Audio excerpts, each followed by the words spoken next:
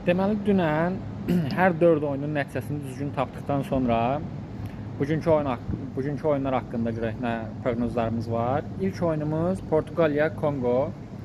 Dünən Argentinanı uduzdura bilmədik, amma bu günləri mütləq Portuqaliyanı uduzdurmalıyıq. Ona görə də Portuqaliyanın 1-2 hesabı ilə məğlub olacağını təxmin etməyə çalışıram ən azından. İkinci oyun İngiltərə, Xorvatiya. Qol yağışı gözləyirəm. 5-2 İngiltərənin qələbəsi. Üçüncü oyun Qana, Panama oyunu. Burada Panamanın 2-1 hesablı qələbəsini proqnozlaşdırıram yox, daha doğrusu istəyirəm. Çünki Panamada Trontovuzun oyuncusu oynayır. Ona görə Panamaya hazırkeşlik eləyəcəm. Və dördüncü oyun Özbəkistan, Kolumbiya. Burada da Özbəkistana 2-1 qələbə istəyirəm qazansın.